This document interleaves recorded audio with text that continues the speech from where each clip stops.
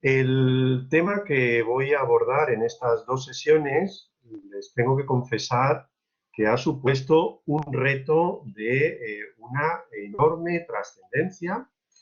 y que además a mí mismo me ha implicado una reflexión profunda. Inicialmente iba a ser de varias sesiones, creo recordar, Maritere, que habíamos hablado en la modalidad presencial en torno a 6 sesiones, y por las exigencias del guión y del directo, lógicamente de la crisis sociosanitaria que estamos viviendo, pues del formato presencial ha pasado a un formato online y además queda reducida a 2 sesiones, lo cual, pues si ya era complejo el reto con las 6, en estas 2, Maritere, pues lógicamente casi es imposible. Bueno, en cualquier caso, solamente es una pequeña justificación de la naturaleza del tema, de la complejidad que tiene, pero también les tengo que manifestar de la enorme importancia que de alguna manera difiere de todas las experiencias anteriores que hemos tenido, porque hemos impartido talleres sobre la memoria, hemos tenido algunos monográficos, pero fíjense que el propio título denota de alguna manera la esencia fundamental que va a ser el hilo conductor de estas 2 sesiones. Porque la mirada que vamos a hacer a través de las metáforas de la memoria es intentar, y subrayo el verbo intentar, aproximarnos a esta realidad ontológica a la que, desde el punto de vista psicológico y también desde el punto de vista de la visión, lógicamente, de la calle o de otros saberes no psicológicos, como la filosofía, las neurociencias, etcétera, llamamos memoria. Al final, lo que pretendo, además de plantearles muchas incertidumbres, dirán ustedes que es una clase un tanto atípica, porque el profesor,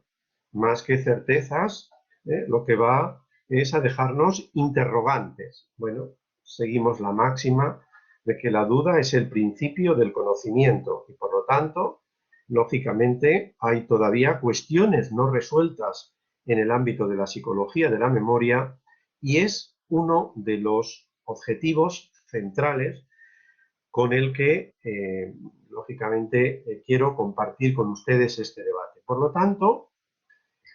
olviden un poco las interacciones anteriores, no vamos a hablar ni de los procesos de la memoria, esas famosas 3 R's, registro, retención, recuperación. No vamos a hablar tampoco de las estructuras de la memoria, si es una función más de la memoria de trabajo a corto plazo, si es un contenido más de la memoria a largo plazo. Ya hemos tenido otros foros, otros debates en los seminarios, en el curso de la parte general de psicología, donde lógicamente en la asignatura de psicología dedicamos a la memoria, como a otros procesos psicológicos, un tiempo, lógicamente, para aproximarnos al concepto. Ahora, el objetivo, como ven, es mucho más ambicioso y les confieso que probablemente es el reto que siempre hemos estado esquivando. Quiero comentarles la anécdota cuando este proyecto de psicólogo todavía no tenía el título, porque antiguamente los títulos de licenciatura por nuestra universidad deberían pasar por un tribunal evaluador de grandes figuras, como hemos tenido en la historia de nuestra facultad, los profesores José Luis Pinillos, Mariano Yela, etc. Entonces, una vez que terminábamos todos los estudios, teníamos que superar un examen mixto de licenciatura, cuyo primer tema era precisamente el objetivo y el objeto de la psicología. Pues de todos los 40 temas que conformaban el programa, era sin duda al que más temíamos, porque los demás eran cuestiones ligadas con la personalidad, con la motivación, con las alteraciones, que desde el punto de vista del discurso eran relativamente fáciles de abordar y que lógicamente, habíamos tenido la oportunidad de profundizar en los cursos anteriores. Pero cuando uno va a la naturaleza propia, lo que es la ontología de la psicología o de la memoria en este caso, es sin duda un reto de gran envergadura. Así que cuando hice la oferta a Maritere de esta propuesta, luego ya progresivamente pues me he arrepentido en algún momento, sobre todo porque al ser un tema evidentemente complejo, espero tener la suficiente facilidad o capacidad más bien para hacerles a ustedes una transmisión de lo que a lo largo de la historia de la psicología y también de la historia del pensamiento ha servido para aproximarnos, solamente aproximarnos, a través de las metáforas o de representaciones que en cada momento histórico han sido las más relevantes para intentar aprender con H intercalada este complejo fenómeno. Si ven ustedes la frase con la que quería de alguna forma justificar el sentido que tienen estas dos sesiones, confío por favor que el próximo jueves, ya basándonos en la propia memoria, porque la memoria es experiencia, podamos evidentemente comenzar con absoluta puntualidad. Hoy, si me permiten, voy a ampliar un poquito, tendríamos que acabar a -10, aprovecharé 5 minutos más para, lógicamente, poder cumplir con el objetivo. Fíjense que quien decía que un libro grabado en el corazón como la cera vale más que 1000 en la alacena. Bueno, esta sentencia clásica en el ámbito de la psicología de la memoria, en realidad tiene entresijos muy significativos que ya ustedes, cuando les ponga al finalizar la segunda de las sesiones el próximo jueves esta misma frase, va a cambiar de forma radical su significado. Porque fíjense que en esta pequeña sentencia están contenidas dos de las metáforas que a lo largo de la historia, no solamente, insisto, de la psicología, que es una ciencia joven, tenemos solamente un siglo de existencia aproximadamente,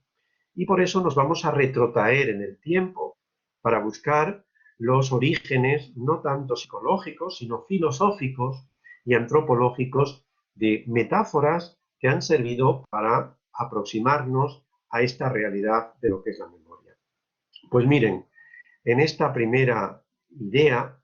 están contenidas dos metáforas muy significativas y que a lo largo de la historia del pensamiento de la humanidad han tenido mucha relevancia. La cera, que como ustedes saben es un material que si se deposita sobre una superficie permite, por lo menos en las primeras etapas, que se pueda escribir. Pues la tablilla de cera es una de las metáforas con las que se inicia la traducción, si quieren ustedes, de la idea de memoria para cosificarla, para poder de alguna manera poder explicar este complejo fenómeno. Pero en la parte final de la sentencia, en la alacena, en la estantería, en la biblioteca, etcétera, también de alguna manera hay otra representación de la memoria que a lo largo del tiempo ha tenido una larga trayectoria. Por lo tanto, lógicamente, entre un momento y otro hay un transcurrir de bastantes siglos y la idea de este seminario, o este pequeño seminario sobre las metáforas de la memoria, es precisamente hacer con ustedes un recorrido por esa historia de la memoria a través de las metáforas. Pues, de alguna forma, espero, y es mi deseo, que cuando finalicemos la clase el próximo jueves, la pregunta de qué es la memoria y sobre todo las visiones históricas que en cada momento nos ha ofrecido el pensamiento y la técnica, ayuden a clarificar y también a darnos una idea un tanto más precisa de algunos fenómenos psicológicos, como es el caso de la memoria. Podríamos haber utilizado cualquier otro proceso, como la percepción, la motivación, la emoción, pero particularmente en el ámbito del pensamiento humano, la memoria ha tenido un especial interés, de tal manera que hay algunos autores que señalan que la propia historia de las metáforas de la memoria puede, en buena parte, constituir una historia de la propia psicología o de la propia comprensión de la mente humana. En realidad, fíjense que cuando hablamos de metáforas de la memoria, y les tengo algunas representaciones que a lo largo de estas 2 sesiones vamos a analizar, el punto esencial a todas estas prótesis de la memoria, que son en definitiva estas versiones artificiales de la memoria, están al servicio de una realidad que es evidentemente lo esencial de la memoria desde el punto de vista humano. Y es que la memoria de cualquier persona muere con su propia existencia, con el fin de su existencia. En definitiva, para defender esta transitoriedad, el pensamiento humano ha desarrollado, evidentemente, en cada momento histórico, cada vez memorias artificiales más sofisticadas, pero en definitiva, lo que intentan, por encima de todo, es mantener esa transitoriedad de lo que es la pérdida con la muerte individual. Me han oído esta frase, que ahora van a ver que tiene una relevancia especial, porque se dice en la tradición de que los dioses inventaron la escritura para evitar los olvidos de los hombres. La escritura, evidentemente, vamos a ver que tiene un papel muy importante a la hora de configurar algunas de las metáforas. Pero a medida que las prótesis, estas memorias artificiales, se han ido cada vez haciéndose más sofisticadas, pues con la metáfora de la central del teléfono, la representación de los recuerdos como fotografías de la realidad, o las versiones más actuales, como es el caso del holograma, del ordenador o del cerebro. Insisto, esta sofisticación de las memorias responden fundamentalmente a ese objetivo. Esto no ha sido solo una tarea de psicólogos. Primero, lógicamente, comenzaron los filósofos y ahora también los biólogos, especialmente por lo que tiene que ver con la metáfora cerebral, a la que le dedicaremos un tiempo importante de la próxima clase. Decía que desde los diferentes puntos de vista, desde las diferentes áreas de conocimiento, se han elaborado interpretaciones que, en definitiva, se han traducido por metáforas. Evidentemente, una metáfora es una forma más sencilla, más intuitiva, más didáctica, si quieren, de representar una realidad que por su propia naturaleza, la memoria, la atención, son procesos psicológicos internos y que evidentemente no podemos visualizar de forma directa. Por lo tanto, la metáfora, desde la tablilla de cera de Platón, con la que iniciaremos el recorrido, pasando por los bosques y los laberintos del romanticismo, la pizarra mágica de Freud, o ya en la última etapa, pues lógicamente toda la seducción que la inteligencia artificial y los sistemas de computación ligados al ordenador también han servido y se han utilizado en psicología para explicar la memoria. Por lo tanto, lo que les propongo a ustedes es un recorrido por las metáforas de la memoria, pero como decía antes, también por la historia de la mente. Vamos a descubrir que las metáforas de la memoria podemos decir que son como fósiles, ¿no? Nos descubren una información muy interesante de en cada momento histórico las prótesis que representan la memoria, en definitiva, definen la conceptualización de la sociedad. Y sobre todo, en la medida en que las nuevas creaciones han permitido la propia evolución técnica de estos registros para evitar la transitoriedad, pues también han servido para ilustrar, para a veces repetir, porque vamos a ver que cambian las representaciones, pero la esencia de la memoria, en lo que es su conceptualización, a lo largo de los 20 siglos aproximadamente, que vamos a compilar en esta primera clase, porque nos vamos a quedar en los albores de la psicología, pues el desarrollo ha cambiado en lo superficial, pero se mantiene básicamente desde el punto de vista de la conceptualización ontológica de la memoria. Bien, pues vamos a tener por delante dos sesiones en las que vamos a analizar, lógicamente, estas metáforas de la memoria y para que ustedes me acompañen en esta navegación,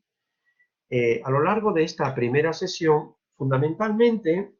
lo que quiero es recorrer hasta los inicios de la psicología. Nos vamos a quedar en el primer gran psicólogo que se ha dedicado a hacer una propuesta de la memoria desde un punto de vista matemático, Hermann Ebbinghaus, un psicólogo alemán. Pues antes de llegar a esta figura que representa la transición de la visión filosófica de la memoria a la visión psicológica, pero desde el punto de vista de las metáforas ya verán ustedes que en realidad hay una continuidad muy clara y además una permanencia incluso de la propia esencia de la memoria. Pero, bueno, pues vamos a comenzar haciendo un breve relato de lo que son los inicios y primero, lógicamente, el sentido que tienen las metáforas en la ciencia.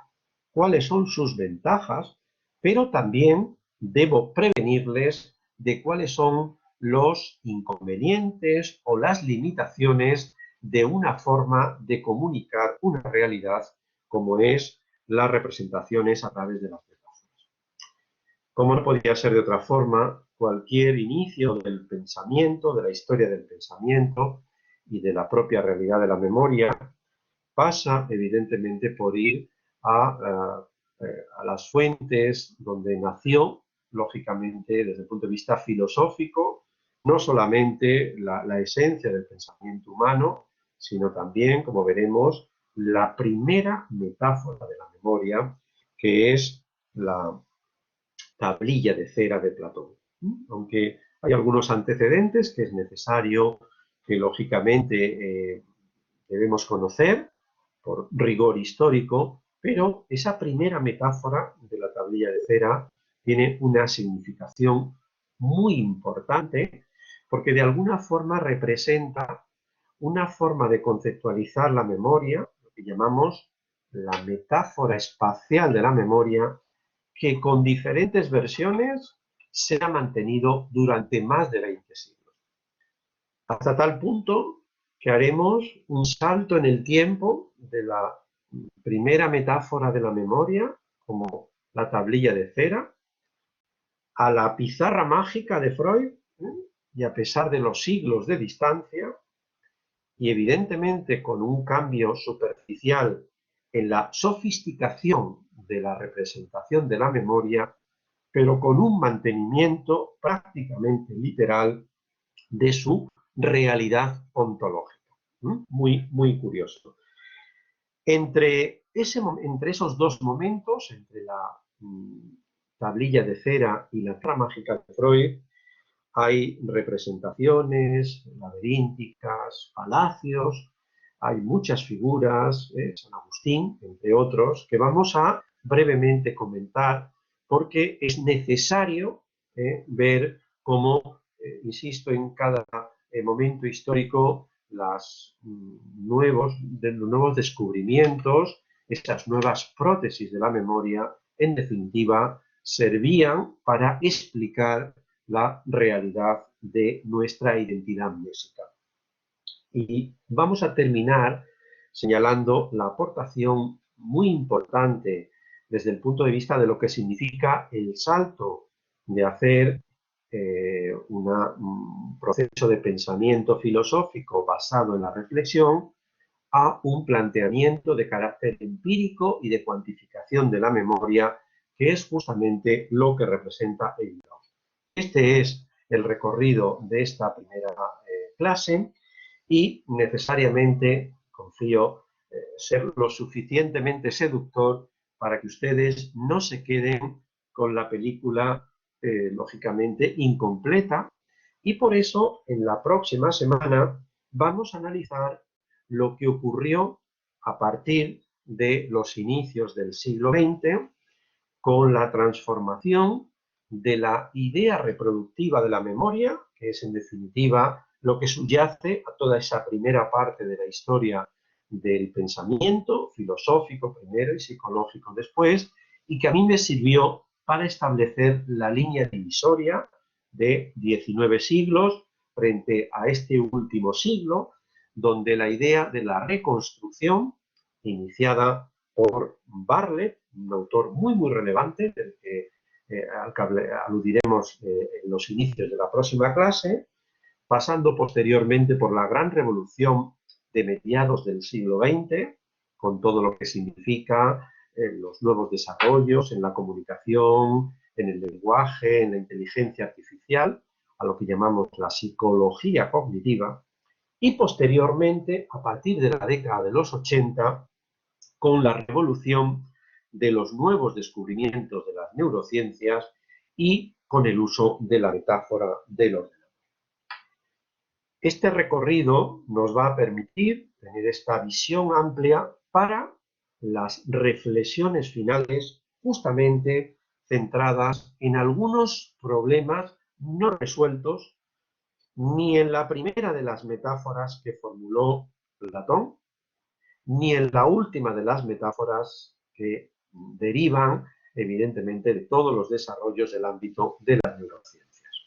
Por eso les señalaba que probablemente ustedes van a tener más incertidumbres, más interrogantes al finalizar la próxima clase que seguramente tienen en este momento. Pero este camino de incertidumbre y de interrogantes, sin duda, ayudará a que a veces damos por sentados conocimientos y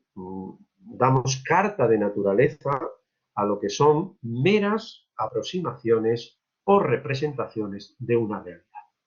Y justamente esto me sirve para introducirme en esta primera clave que necesita una clara diferenciación. Seguramente cualquiera de las metáforas que vamos a ver que se han desarrollado en la historia del pensamiento, sin duda ayudan a la comprensión. Una metáfora es un planteamiento que me sirve lógicamente para asimilar fenómenos. Un fenómeno como es la cámara fotográfica que hace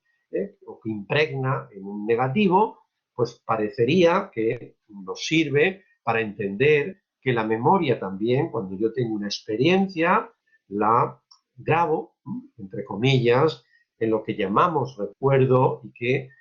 bien sea, pues siguiendo la metáfora del ordenador o la metáfora del cerebro, va a tener algún tipo de engranaje en las estructuras de la persona. Bueno, pues evidentemente el uso de metáforas en psicología, no solo en memoria, sino en otros muchos campos, incluso la propia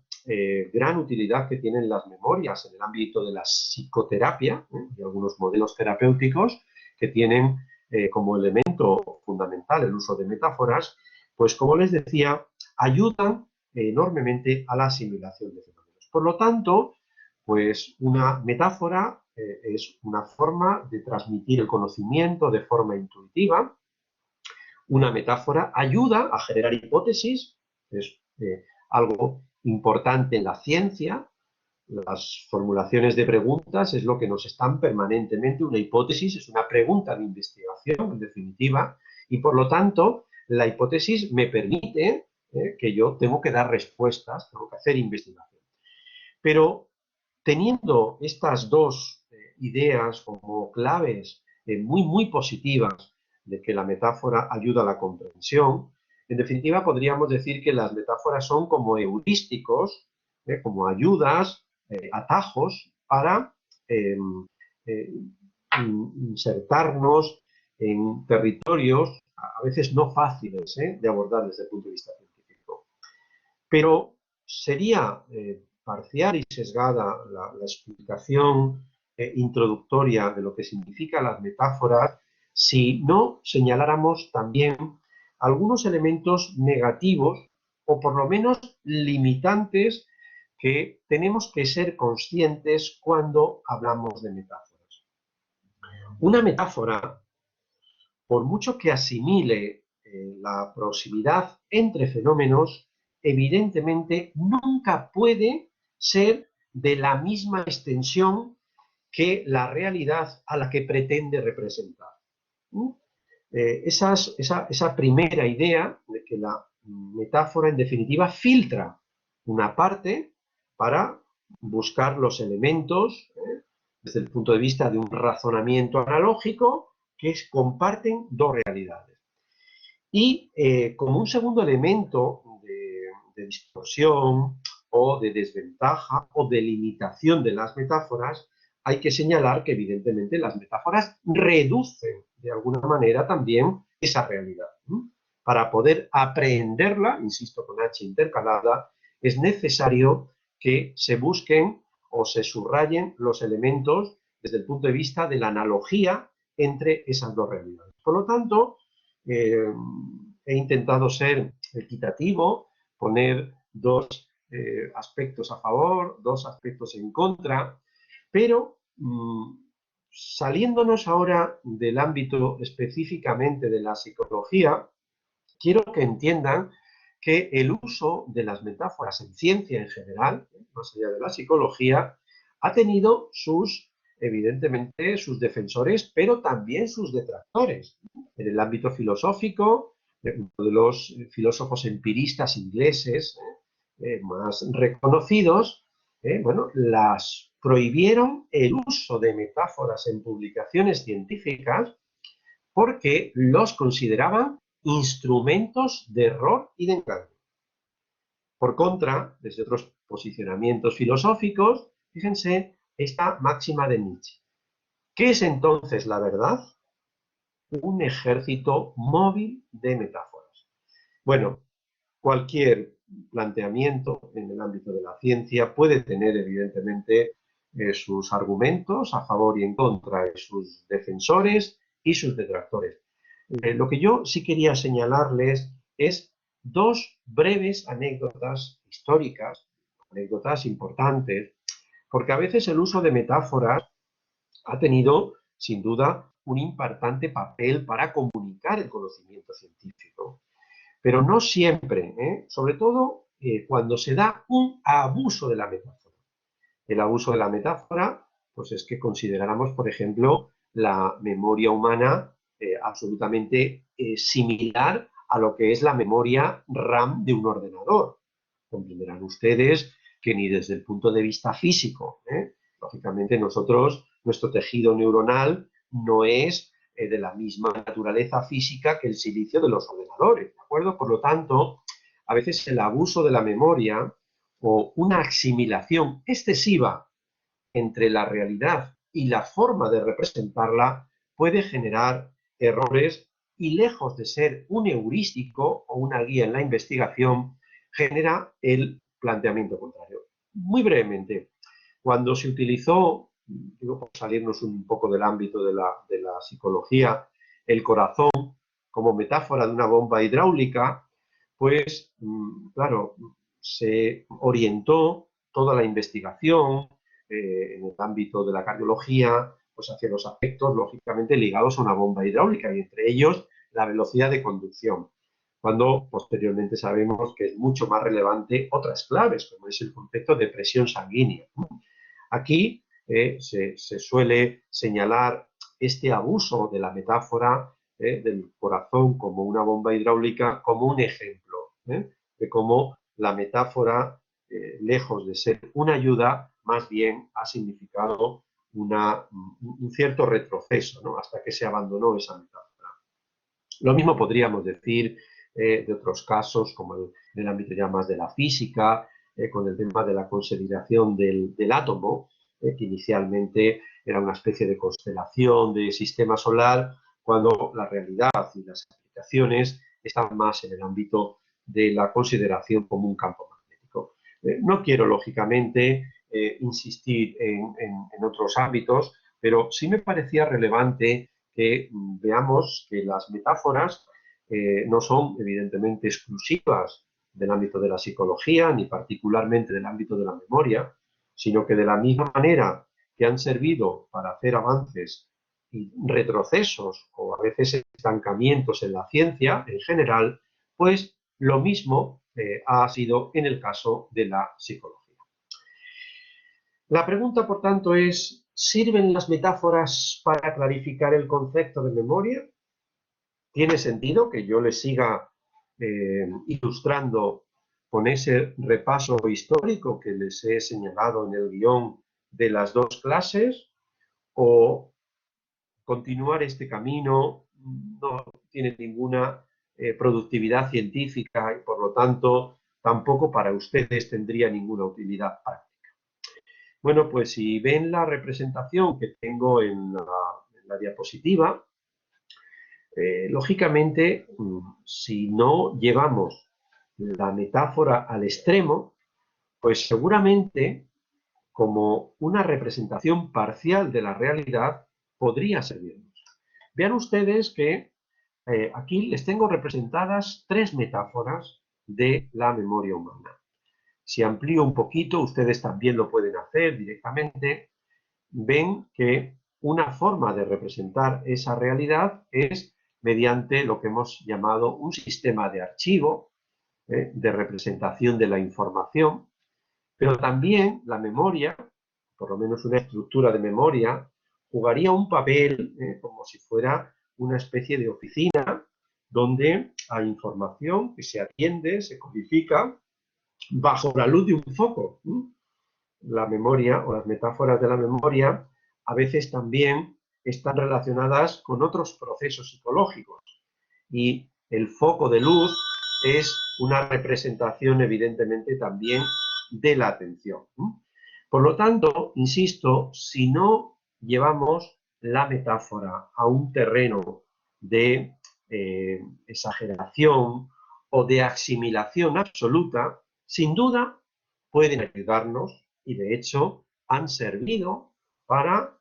al menos ejemplificar cómo las prótesis de la memoria, en algunos casos, la forma de mejorar la memoria, como es las propias estrategias mnemotécnicas, tienen una utilidad sin duda en el pensamiento epistemológico, pero también desde el punto de vista aplicado en el desempeño del rol de los propios psicólogos. Bueno, pues todo inicio de la historia del pensamiento evidentemente nos lleva a el ámbito y el mundo griego. Este mundo griego, que lógicamente tiene en su gran figura el pensamiento platónico, pero hay algunos antecedentes que son especialmente relevantes de subrayar. Me refiero a los bardos, a los troveros, esta especie de vidente de los conocimientos ligados al pasado que de alguna forma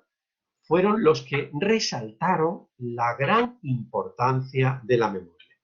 No nos podemos extender mucho, pero lógicamente en esta tradición inicial de la representación de la memoria, que vamos a ver que tiene su primera plasmación en la figura de Platón, pero nos sería difícil de entender sin estos prerequisitos donde, de alguna manera, la propia secta filosófico-religiosa de los epicúreos, perdón, de los pitagóricos, utilizaban ya la memoria en el sentido de que para ellos, su pensamiento, insisto, filosófico, teológico, religioso, era que la vida terrenal era un castigo por haber caído de un mundo paradisíaco.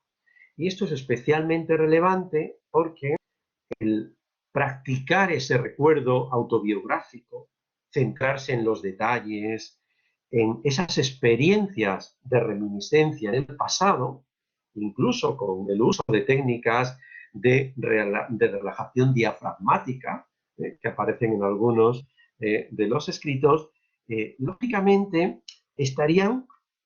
haciendo un énfasis en la anamnesis retrospectiva. Esta idea, insisto, es especialmente relevante porque aunque ellos la tomaban como algo de carácter más espiritual, posteriormente Platón, siguiendo esta tradición, la mantiene, pero con un giro copernicano importante. Para Platón, el fenómeno néxico es un fenómeno natural. Y, evidentemente, los recuerdos autobiográficos son absolutamente claves. Fíjense que se habla mucho del mundo de las ideas, de Platón, todas las aportaciones, pero probablemente lo que tiene que ver con el ámbito de la memoria quizás no ha sido suficientemente subrayado. Y no se entendería la primera metáfora de la historia de la humanidad, la primera metáfora de la memoria, sin tener en cuenta la gran revolución que se produce en el ámbito de la escritura. Ese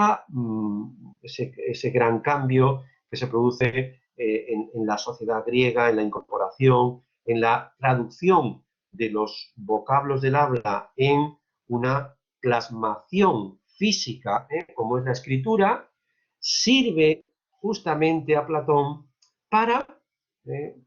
proponer la primera gran metáfora de la memoria. La tablilla de cera, que por analogía a lo que ocurre con la propia memoria humana, de la memoria, lo mismo que en la tablilla se puede escribir, pues yo puedo grabar los recuerdos. Los recuerdos los podemos recuperar de la misma manera que en la tablilla de cera, una vez que se escribía con ese punzón, lógicamente se podía recuperar la información. Y también, pues lo mismo, es importante que cuando estamos hablando de memoria, la idea de memoria no se puede entender sin el complemento que es el olvido. Por eso les simbolizo aquí metafóricamente que también en la memoria humana perdemos información, lo mismo que en la tablilla, lógicamente por el paso del tiempo o porque el grabado del punzón no ha sido de la suficiente intensidad, pues a veces esa información decae. Bueno, qué curioso que el propio Platón, cuando habla de la memoria y de las posibilidades de la misma, hay en el Fedro, pone además en boca de Sócrates una expresión que es realmente genial para poder entender esta metáfora. Dice, yo me siento con la necesidad de hablar, porque me noto el pecho lleno de palabras, como si fuese un cántaro.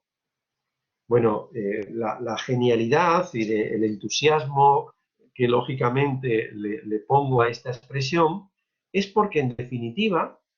la metáfora de la tablilla de cera, más allá del propio significado y de la importancia de la escritura, que